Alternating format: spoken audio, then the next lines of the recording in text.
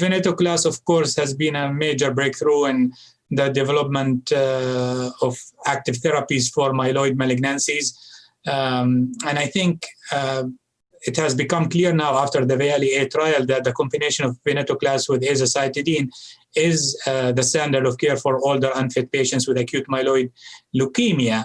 And Venetoclax is being combined with a large number of intensive chemo regimens, basically like FLAG-IDA and CPX, etc., for patients with acute myeloid leukemia. And the focus on high-risk MDS, of course, was by extension, because when you have a lot of blasts in MDS, in many ways it could resemble oligoplastic AML, but also there's preclinical data suggesting that increased BCL2 expression seems to derive some of the resistance to hypomethylating agents, which gives rationale to combining hypomethylating agents with Venetoclax.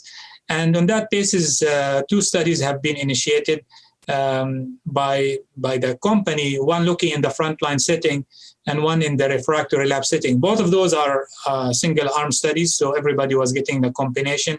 There were dose escalations. And I think it's important to note that in both studies, azacitidine was given for 14 days rather than 28 days each cycle compared to acute myeloid leukemia, because MDS patients are generally older and more frail. The cytopenias are not as well tolerated. And in both studies, I think the data has been quite interesting so far. In the refractory relapse study, which I presented in the last European Hematology Association, and we actually have an update in this ASH, we showed that the overall response rate was around 41%. Of those, 7% were CRs and the rest were marrow CRs. However, many of those marrow CRs had also hematologic improvement and transfusion independence, which are, I think, clinically meaningful type of responses. And the median overall survival in that study in the context of refractory relapse MDS was more than 12 months, which is better than the typical 6 months that you typically see after HMA failure.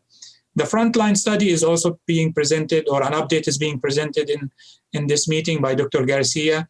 And I think the data that have been previously presented was showing high rates of responses, which were somewhat in line with what we see with acute myeloid leukemia, but the numbers were still relatively small and the follow-up was limited.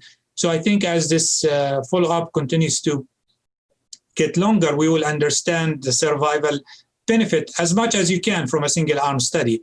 But based on this data, a large phase 3 study has been initiated in the frontline setting, registration type of study called Verona, which will randomize patients to receive either azacitidine alone or azacitidine with Venetoclax for the frontline management of higher risk MDS patients. And I think this will be very important to see how things come. So a number of agents are being studied in MDS: Venetoclax, pivonidistat, MPG-453 or sabatolimab, magrolimab. And in lower risk, imetelstat and roxadustat and luspatercept. So it has become a very active field of clinical research, and I think the field is rapidly changing, and we will start to see some results of those studies in the near future.